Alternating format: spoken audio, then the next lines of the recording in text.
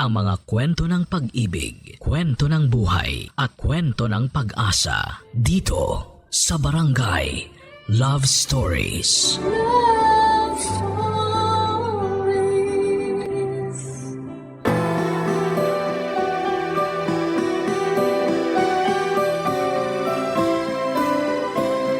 May kanya-kanya talaga tayong preference kung kanino natin gustong ibigay ang puso natin.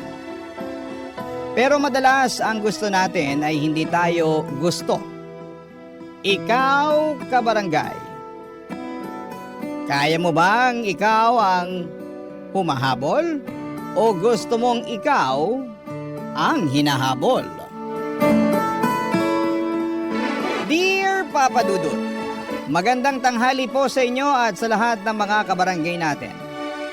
Lagi po akong kasama sa tanghali ang mga kaibigan ko sa pagtutok sa inyong programa, Papa Dudut. Kaya naman naisipan kong isulat din ang kwento ko para marinig ng mga fans mo at makapulot sila ng aral sa karanasan ko. Gusto ko pong simulan ang lahat noong teenager pa lamang ako. Ako po si Shirley, kikay po talaga ako. Noong uso pa po ang mga paru-paro ni Jolina Magdangal sa kanyang buhok ay marami rin po akong collections. Ginagayo ko po ang fashion niya kasi ang ganda at sobrang in na in. At in fairness, maayos naman ang buhay namin sa probinsya. Parehong may trabaho ang parents ko kaya nakakaipon ako para makabili ng kung ano-anong pampaganda at borloloy sa katawan ko.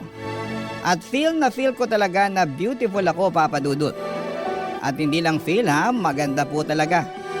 Kasi nagiging muse rin ako sa klase at sa liga sa amin. Kahit parang ang saya-saya ko na at nabibili ko na ang gusto ko ay may isa akong hindi maaabot-abot.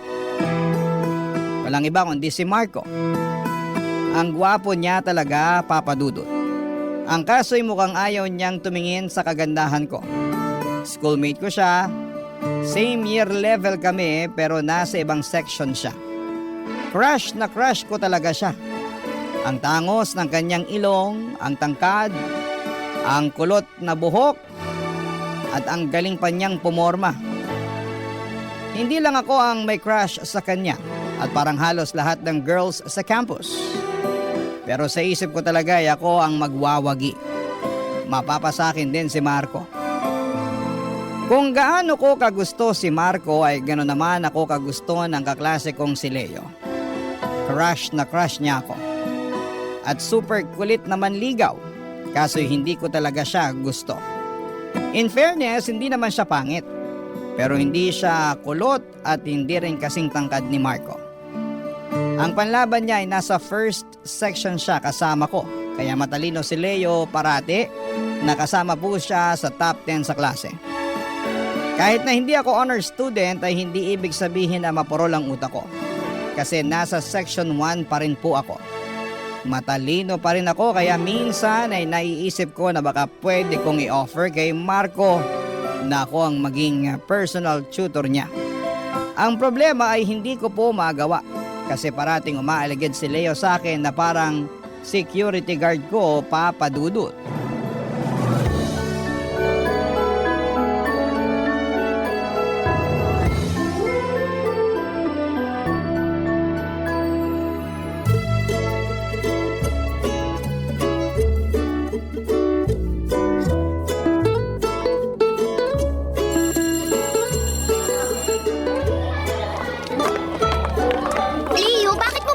Sundan. Saan ka ba pupunta?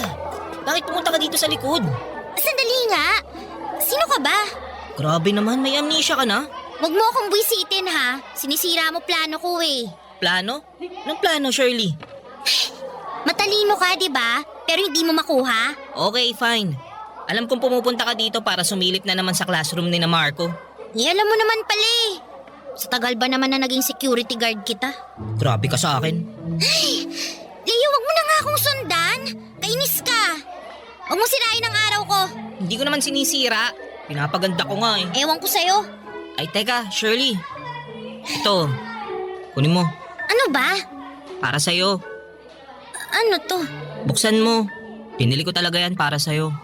Alam ko magugustuhan mo yan. Dito pa talaga? Ayokong parang ewan kang kakasilip kay Marco. Wala kang pake? May paki ako kasi gusto kita. Ewan ko sa'yo. Buksan mo na yung paper bag. Ano bang laman nito? Hindi mo malalaman kung hindi mo bubuksan. Binili mo to? Oo naman. Kasi mahilig ka sa hair accessories, di ba? Binili ko na lahat ng hair clip na nakita ko. Bagay sa'yo lahat yan. Kasi maganda ka, Shirley. Hindi naman masyado pero thank you ah. Teka, huwag ka muna mag-thank you. Kung nagustuhan mo yan, meron pa akong ibibigay sa'yo. Alam mo naman na matagal na kitang crush at nililigawan, di ba? Gusto talaga kita, Shirley. Sandali, wait lang ha. Ito, para sa itong chocolate at bulaklak. Itago mo nga yan, baka makita ako ni Marco. Mapurnada pa plano ko. Shirley naman, ako na nga tong nag-e-effort na ligawan ka oh. Mukhang bibig mo pa rin yung kulot na yun. Eh sa type ko ang kulot eh. Ay talaga? Tigilan mo na nga ako. Ibabalik ko na tong mga hair clip mo. Meron na ako niyan. Tinitingnan ko kaya araw-araw yung mga nasa buhok mo. Wala ka pa kaya niyan. Meron na sabi. Kunin mo na to. Ibigay mo na lang sa iba. Shirley, nag-effort ako para dito tapos hindi mo man lang tatanggapin. Hindi naman kita inutusan para gawin to eh. Eh mahal nga kita eh. Eh nako, hindi kita matatanggap. May nagmamay-ari na ng puso ko. At walang iba kundi ang Prince Charming ko. Si Marco. Puro ka Marco. Pinapansin ka ba? Hoy, problema ko na yun no. Kaya umalis ka na. Huwag mo akong ligawan kasi kahit kailan hindi kita magugustuhan. Ayoko sa pa-hair clip mo na yan. At ayoko sa binigay mong tsokolate at bulaklak. Grabe naman. Kaya alis na. Masasayang lang lahat ng pagod mo kakasunod sa akin. Kasi wala talaga, Leo. Hindi kita gusto. So, tsupi!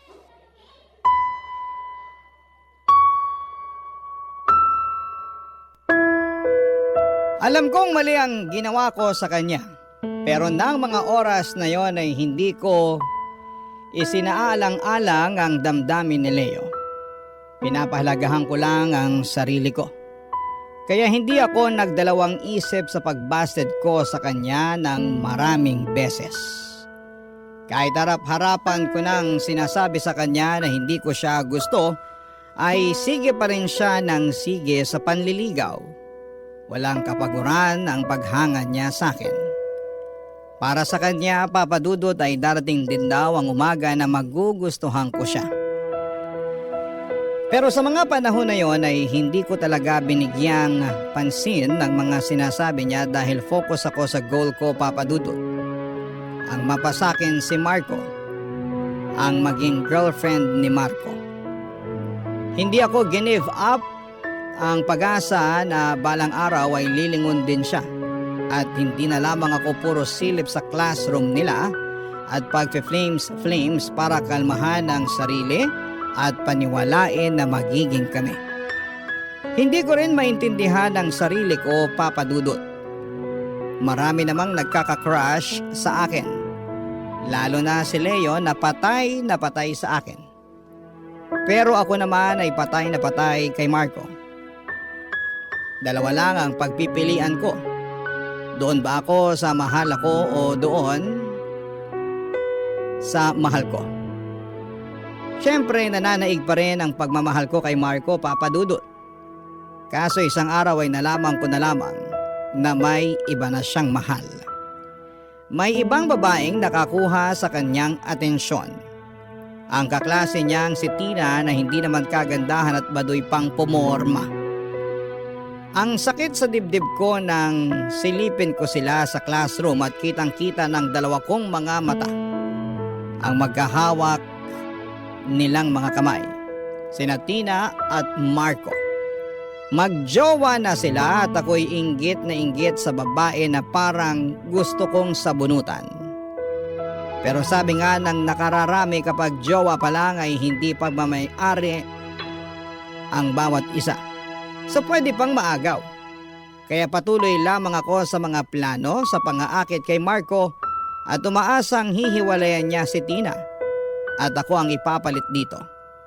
Kami naman dalawa Ang totoong bagay kasi, Papa Dudut.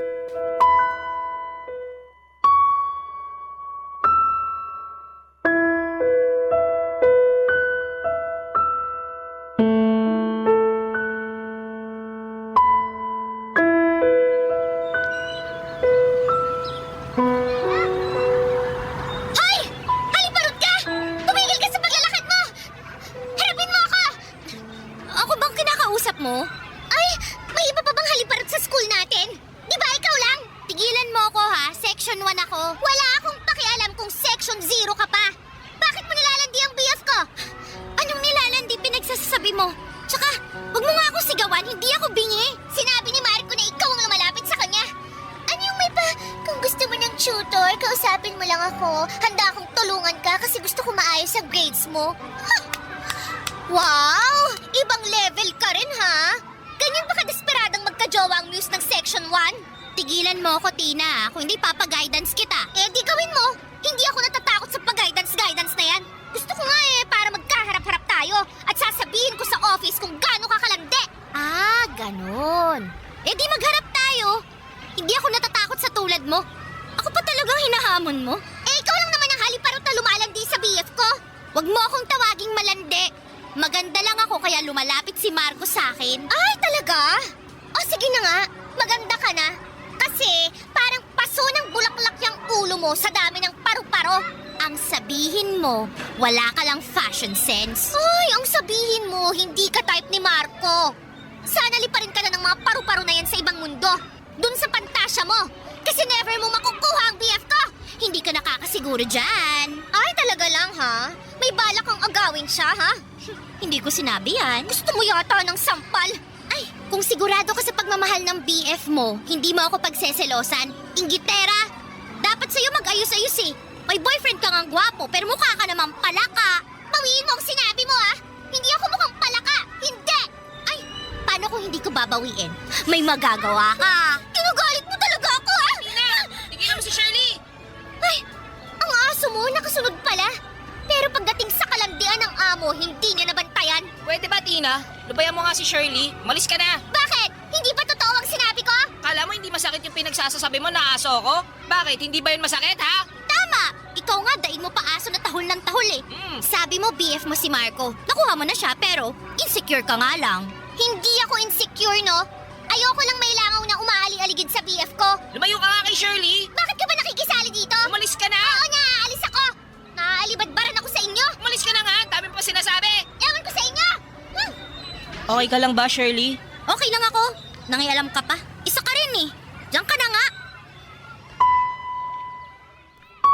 Inis na inis ako sa araw na yon, Papa Dudut. Hindi lang kay Tina, kundi pati na rin kay Leo. Pinapalala niya kasi ang sitwasyon at baka nga kailangan pa ni Marco or akalain pa ni Marco na kaming dalawa at hindi matutuloy ang gusto ko na kaming dalawang magkatuluyan. Gustong gusto ko talaga si Marco, Papa Dudut. Pero paano nga ba niya ako magugustuhan? Gagayahin ko si Tina na napaka-common ng styling? Iiwan ko na ba ang mga collections ko ng Jolina hair clips? Baka kung maging simple lamang ang fashion ko. At lilingon na sa akin si Marco ay makikita na niya ang kagandahan ko. Pero itong si Leo walang sawa pa rin umaaligid sa akin. Patuloy pa rin siya sa kakaligaw. Saan ba talaga ako? Doon ba ako sa mahal ko, sa tinitibok ng puso ko, sa crush na crush ko pero hindi naman ako crush? O pagbibigyan ko ba si Leo? Or huwag pansinin? Yun ang mga nasa isipan ko ng mga panahong yon. Papa Dudut, siguro ay push ko na lang na magpaganda ako para mapasakin ang lalaking gusto kong maging boyfriend. Barangay Love Stories. Barangay Love Stories. Alam po ninyo, Papa Dudut, sa kakasunod ni Leo sa akin at sobrang patay na patay nga niya sa akin, ay napag-isip-isip ko na baka pwede ko siyang bigyan ng pagkakataon para naman maranasan ko rin na magkaroon ng nobyo. Alam nyo pihikan ako. Kay Marco lang hindi. Pero hindi rin naman niya ako gusto. Mas gusto niya yung hindi kagandahan. Si Leo naman ay hindi kasing gwapo ni Marco pero cute pa rin nang titigan ko siya isang araw nang hindi niya ako pansin habang sinasagutan niya ang assignment namin sa physics.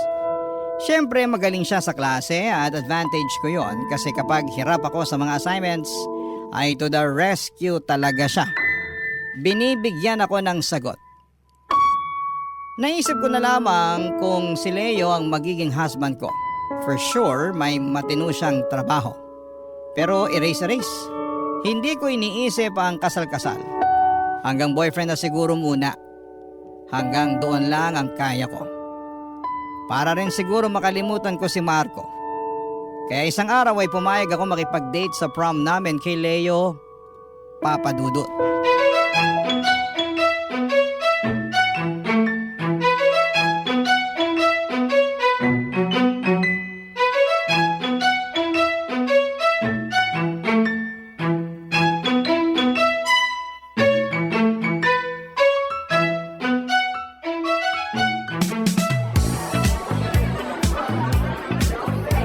Shirley, salamat ah. Saan? Dito, na pumayag ka na ako ang date mo sa prom. May choice pa ba ako Kinausap mo na lahat na ikaw lang ang pwedeng maging prom date ko. Seryoso, salamat. So, masaya ka na? Syempre naman. Abot langit. Pangarap ko kayang ikaw ang maging prom date ko. Tingnan mo, iting tagumpay kaya ako. Wow, congrats! Shirley, this time, pwede ba tanggapin mo na? Tanggapin ang ano? Ito, Anong meron sa bag mo?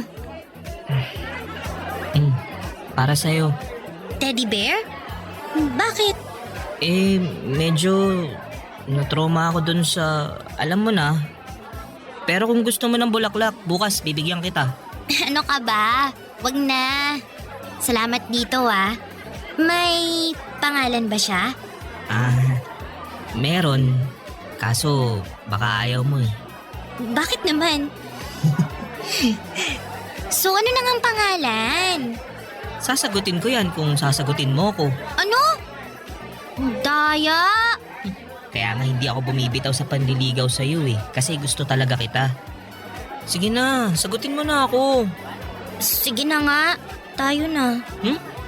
Sandali. Tama ba yung narinig ko?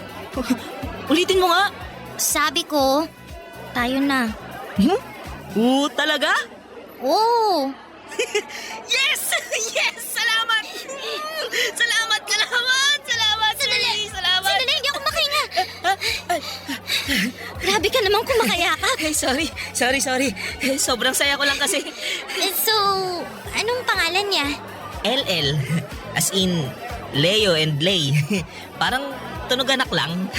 Iba talaga sigurong nasa isip mo. Mag-college muna tayo bago yung anak-anak. Kaya si LL na muna ang anak natin. So, anong tawagan natin? Nanay, tatay? Ayoko, no? Sige, kahit ano. Basta, siya, LL siya. Payag ka na. May magagawa pa ba ako? Sobrang saya ko. Hindi ko akalain na papayag ka. Nakita ko naman yung effort mo Kaya sabi ko, why not? Bibigyan kita ng pagkakataon. Nako, hindi ka talaga magsisisi. Saka, iingatan ko tong pagkakataon na to.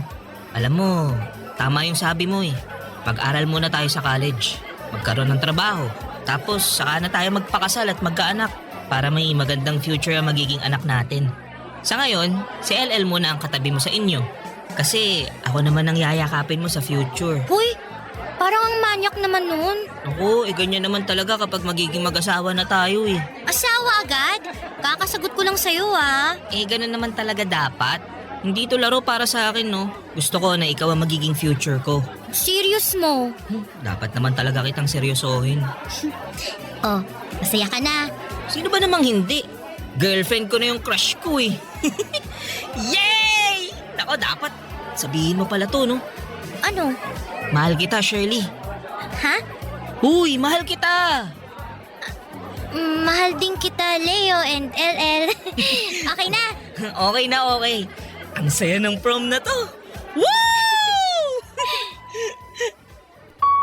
Kitang-kita ko talaga kung paano kumikislap ang mga mata ni Leo ng gabing yon. Pero sa sumunod na araw, naging gaga ako. Binalik ko si LL kay Leo, hindi ko pala kayang maging GF niya. Iba pa rin ang nasa puso ko. Akala ko kung sasagutin ko si Leo at mawawala na sa isip ko si Marco, pero hindi papadudot. Lalo na noong nakita ko siya na napatingin sa akin nung umuwi ako sa prom. Nagpang-abot ang aming mga mata. Na-realize ko na siya pa rin ang gusto kong maging BF at hindi si Leo. Kaya hindi na ako nagpaligoy-ligoy pa. Isang red flag ang ginawa ko kay Leo. Nakipaghiwalay ako. Sobrang na-devastate ang puso ko at puso niya ng araw na yon. At hindi niya napigilan ang sarili na umiyak sa harapan ko. Nagmakaawa to give our relationship a chance kasi hindi pa nga nag 24 hours ay hiniwalayan ko na. Pero hindi na ako pumayag. Inayawang ko na siya. Simula noon ay hindi na ako kinukulit ni Leo. Iniiwas na niya ang mga mata niya sa akin at tinupad ang sinabi niyang hindi na niya ako guguluhin kung talagang walang chance na maging kami sa future. Araw-araw ay nakokonsensya ako pero pinangatawanan ko rin ang desisyon ko. Hanggang sa graduate kami ng high school. Dahil sa hindi pa rin mawala sa isipan ko si Marco, ako ang babaeng humahabol sa crush ko. Nag-enroll ako sa school kung saan nag-aral si Marco kasi hoping ako na kung single na si Marco one day ay baka mapapansin na niya talaga ako. At sa tagal kong naghintay, dumating ang araw na naghiwalay na nga sina Marco at Tina. Pwede na akong pumasok sa picture as GF kung bibigyan ako ng chance ni Marco Papadudut.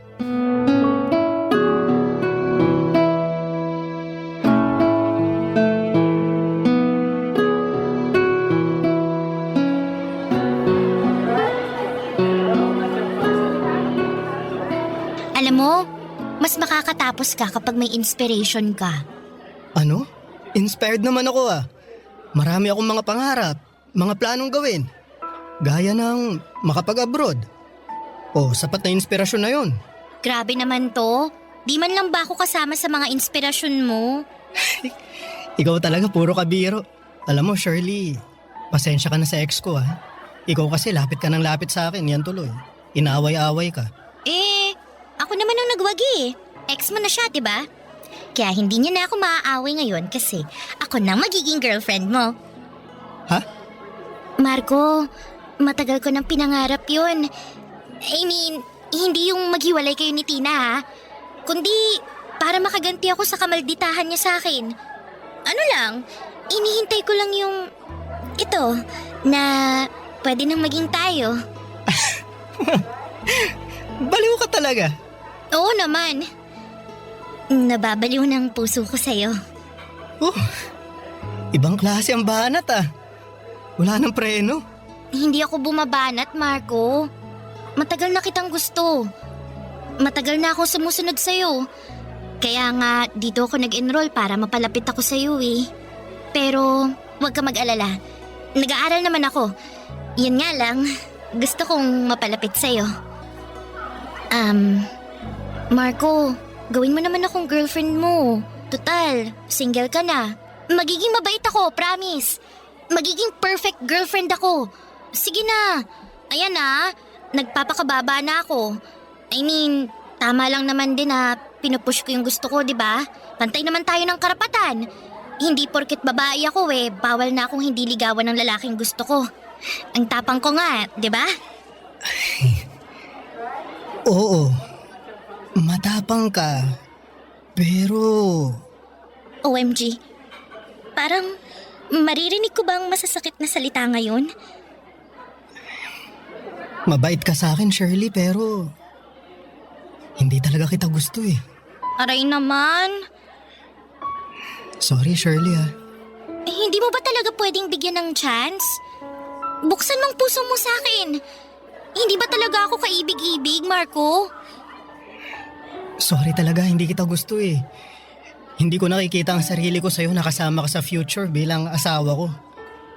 Kasi yun naman dapat kapag magkakarelasyon, di ba? Papunta doon, pero wala talaga Shirley. Hanggang pagkakaibigan lang talaga ang kaya kong ibigay sa'yo. Ang sakit. Ang sakit-sakit. Bakit ganun? Sorry na Shirley. Huwag ka namang umiyak sa harap ko. Nakukonsensya naman ako sa sinabi ko. Pero nagpapakatotoo lang naman ako eh. Saka salamat sa pagiging totoo mo sa akin. Sa paghanga mo. Ang dami kong ginawa para lang mapalapit sa'yo. Pero nga pa rin ako. Maganda ka naman Shirley eh. Kasi di ba maraming nagkakagusto sa'yo. Si Leo. Kailan mo nga kakabanggit sa pangalan niya? Mabait si Leo. Matalino pa. Bagay nga kayo nun. Pareho kayong matalino. Tama na! Tayo ang bagay! Tayo, Marco! Nasabi ko na ang dapat kong sabihin. Saka, kahit kailan hindi kita pinaasa. Alam mo yan. Sorry talaga na hindi ko masusuklian ang paghanga mo sa akin. Nakakainis ka! Akala ko talaga magugustuhan mo ako kasi lahat talaga ginawa ko para sa'yo eh. Shirley, nagpapasalamat talaga ako para ron pero hindi kita pinilit na gawin yun. Ikaw pumili nun. Akala ko kapag ginawa ko yun magiging tayo na. Lalo na ngayon wala na kayo ni Tina. Eh ikaw naman kasi, assuming ka agad. Siguro magpapahinga muna ako. Focus muna sa pag-aaral. Alam mo naman na kahit binayayaan tayo ng kagwapuhan, yun ang sabi nila, hindi ako biniyayaan ng talino talaga eh. Medyo kailangan pa ng pagsisikap para maipasa ko mga subject ko. Dami mong dahilan. Sorry na talaga Shirley, hindi talaga kita gusto. Oo na! Oo na! Tama na!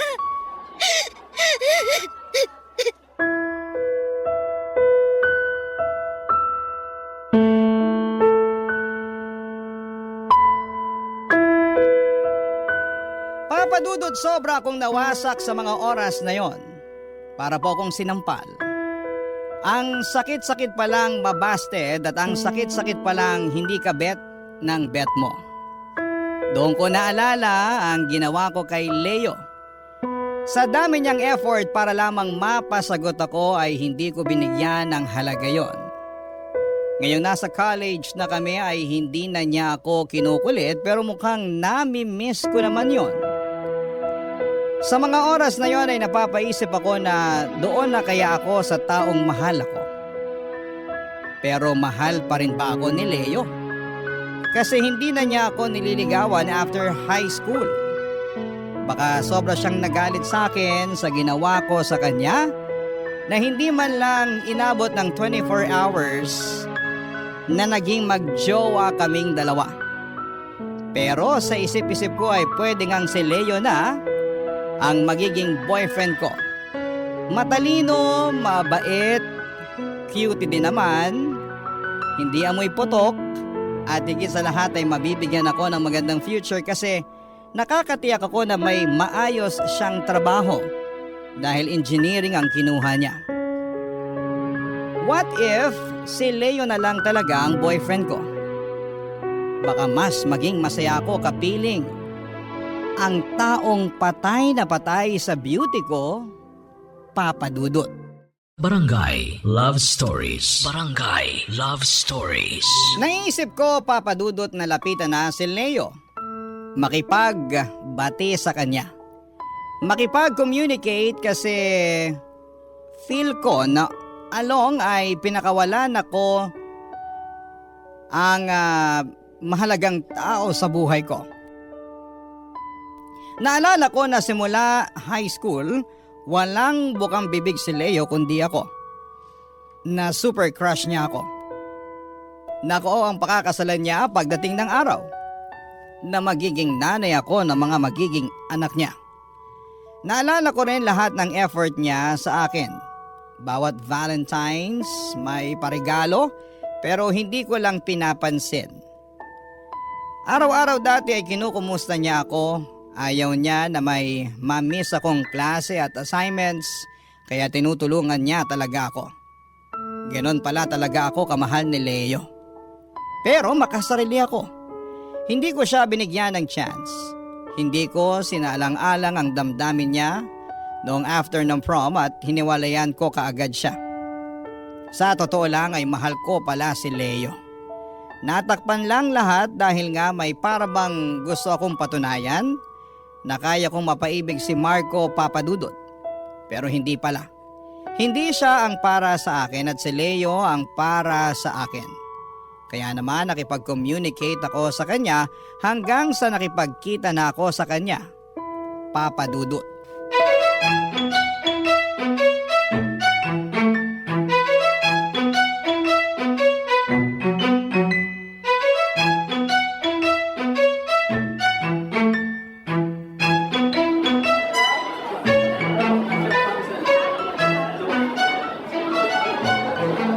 Anong nakain mo at niyaya mo pa ako dito? Mahal kaya ng mga pagkain nila dito. Ano ka ba? Libre ko na nga eh. Namiss lang kita. Uy, talaga? Oo naman. Iniiwasan mo kaya ako. Eh... Alam ko. Ang sama-sama ako, no? Oh, kawang may sabi niyan ha. Totoo naman eh. Kaya nga humihingi ako ng sorry sa'yo. Ibig sabihin, peace offering tong dinner mo? Parang gano'n na nga. Okay na ako, sa totoo lang. Tanggap ko naman eh. Kasi ilang beses kitang binasted at Okay na yun, Shirley. Saka, masaya naman ako sa mga pangungulit ko sa'yo nun eh. Natatawa na nga lang ako. Walang bitterness, totoo. Pero, after nung prom, hanggang sa gumraduate tayo, syempre, nagdamdam talaga ako. Kasi parang, sorry ah, sige lang. Sabihin mo lang. ano kasi, nasaktan talaga ako. Valid naman ang nararamdaman mo eh. Baliw talaga ako. Ang bait-bait mo na nga sa akin tapos ganun pa ginawa ko. Ay, nagpapakatotoo ka lang naman. Hindi mo ako gusto kaya hanggang dun lang. Tanggap ko na. Pero masaya ako ngayon na nakapag-usap na tayo. Usap lang? Ha? Ito naman no, ang sabi ko, usap lang, masaya ka na? Oo, syempre naman. Kaibigan kita eh. Kaibigan lang? Oo. I mean, mas open na ako ngayon. Alam mo yun, yung... Ano? Gusto mo pa rin naman ako, di ba? Oo, pero Pero, noon, pangarap ko talagang ikaw ang makasama ko sa future eh. Pero napag-isip-isip ko na pag-aaral na muna. kaya pala hindi ka na nag-e-effort na kausapin ako para makapag-move on ka at pag-aaral na lang ang atupagin mo. Pwede mo naman ipagsabay ah. Gusto ko maging inspiration mo. Talaga? Oo naman. Promise, matured na ako. Hindi ko na gagawin yun dati. Salamat, Shirley. Kaso, nakapag-desisyon na ako na wag muna eh. Sarili ko muna iisipin ko. Ayokong mahati ang panahon ko. Alam mo naman na hindi naman mayaman ang parents ko. Kaya kailangan kong maitawid ang pag-aaral ko. Yun muna ang atupagin ko. Sigurado ka ba? Hindi naman ako magiging pabigat sa'yo eh. Alam mo, na-realize ko na hindi ka pala mahirap mahalin. Totoo. Parang hindi ikaw yung Shirley na kilala ko. Ako pa rin to, Leo. Nagbago lang ang pananaw ko. Matagal akong naging bulag sa paniniwala ko. Alam mo na, pero nakita ko talaga kung gaano ka kasincere sa akin. Kaya gusto ko sanang bigyan ka ng pagkakataon para maging boyfriend ko. At sana, ako rin bilang girlfriend mo. Alam mo, kung yung dating Leo ang sinabihan mo ng ganyan, sobrang tuwang-tuwa na yun. Pero sorry hindi ko matatanggap yan eh. Matanong nga kita, ginagawa mo ba to kasi may nangyari sa'yo na baka panakipbutas mo lang ako? Uy, hindi Hindi sa ganun. Hindi ka pa nakipbutas. Tingin ko naman, gusto kita. Mahal na kita. Alam mo, totoo man o hindi, hindi na yun mahalaga eh. Matagal ko nang naisip na hindi na ako yung dating ako. Yung dating ako na may gusto sa'yo. Pasensya ka na talaga, Shirley. Hindi na ba magbabagong isip mo? Hindi na.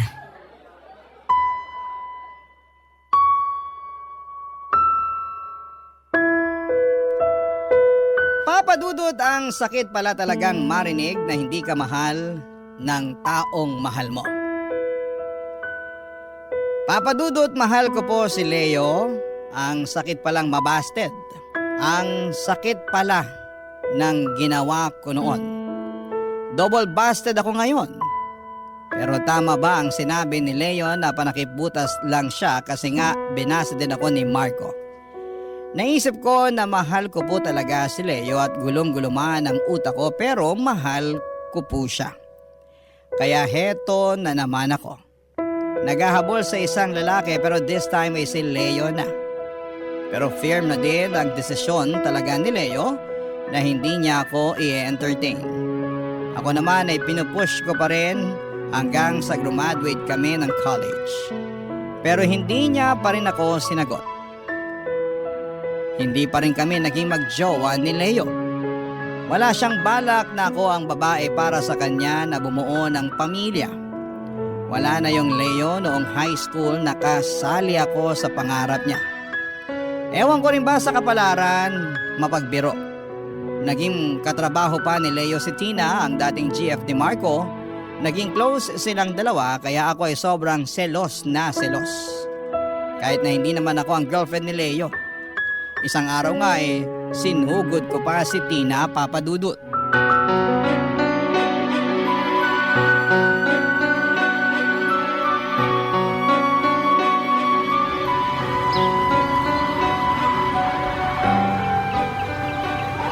Tina, sandali. Pwede ba tayo mag-usap? Anong pag-uusapan natin? Tapatin mo ako. Inaakit mo ba si Leo? Ano? Inaakusahan mo ba ako, ha? Kita ko kung gaano mo inilalapit ang sarili mo kay Leo. Ano ka ba? Magkatrabaho kami. Kaibigan ko siya. Kaya kami malapit. Eh ikaw, sino ka ba para tanungin ako ng ganyan? Oh, nagsiselos? Bakit? Girlfriend ka ba niya? Sa pagkakaalam ko, hindi. Kaya anong karapatan mo para pagsabihan ako kung nilalandi ko si Leo? Kung nilalandi ko man. Hoy, tigilan mo na nga yung kakaselos mo na wala sa lugar. Alam mo, panira ka sa buhay ko. Anong panira? Gets ko na. Hoy, hindi ko sinisira ang buhay mo. Ikaw ang may hawak ng buhay mo. Tsaka, hindi ba wala na kami ni Marco? Matagal na. Bakit hindi mo ibuhos ang energy mo dun sa kanya? O baka lahat ng lalaking malapit sa akin, yun ang gusto mong punteryahin? Bang klase ka? Kung maldita ka! Tingnan mo ang buhok ka! Nakakainis ka! Baliw ka! Baliw! Teka, ano nangyayari sa inyo? Tumigil na kayo! Tigil na! Shirley, Tina, tama na yan! Pagsabihan mo yung babaeng yan, ha? Pinagseselosan ba naman ang pagiging close ko sa'yo? Kapal na mukha mo! Malandi ka kasi! Hindi ako malandi! Sino ba ang sunod ng sunod sa lalaki, ha? Ako ba? Ikaw! Inaakit mo sila! Pwede ba, Shirley? Tama na! Mag-usap na tayong dalawa, Shirley. Liga, sumama ka sa akin. Saan tayo pupunta? Basta!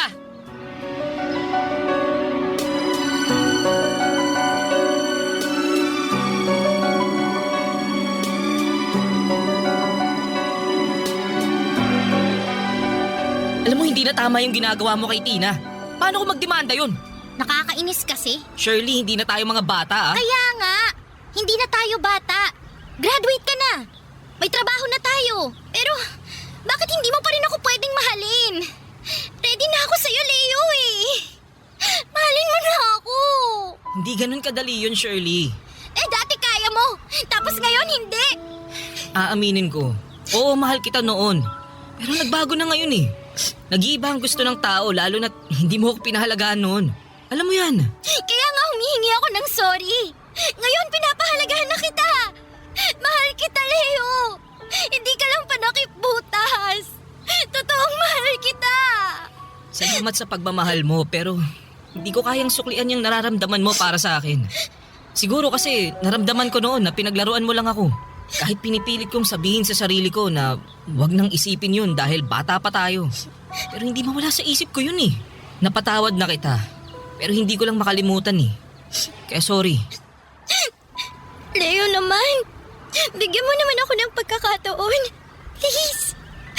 Mahal kita, Leo. Mahal na mahal. Sorry talaga, Shirley. Hindi ko kayang suklian yan. Hanggang pagiging kaibigan lang ang kaya kong ibigay sa'yo. Ayokong paasahin ka pa sa lahat ng to. Kaya kung kaya kong mag-move on sa lahat, alam kong kaya mo rin. Hindi. Alam kong mahal mo pa rin ako. Alam kong gusto mo pa rin ako. Shirley, makinig ka. Wala na. Wala na talaga. Sorry. Maraming lalaki dyan na handang magmahal sa'yo. Pero hindi ako yun.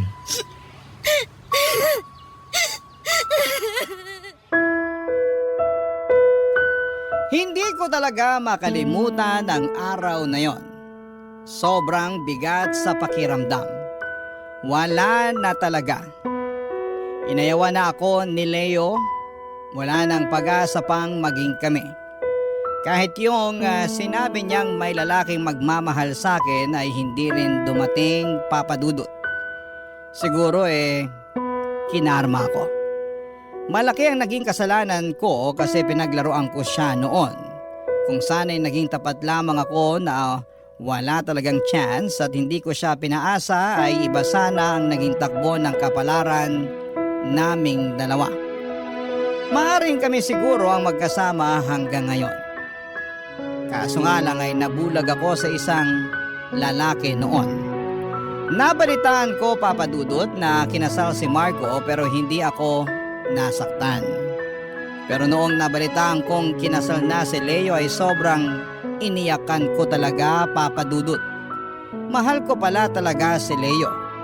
Sinayang ko ang lalaking mahal na mahal ako noong high school. Sa ngayon ay single pa rin ako. Single, 47 years old, tita, at baka forever tita na lamang ako. Hindi ko na mahabol ang grace period para maikasal pa ako. Matanda na. Lumipas na ang kabataan ko. Ang inyong forever kapuso at kabarangay, Shirley. Anong say mo sa Barangay Love Stories na ito? Pagkwentuhan natin sa comment section yan.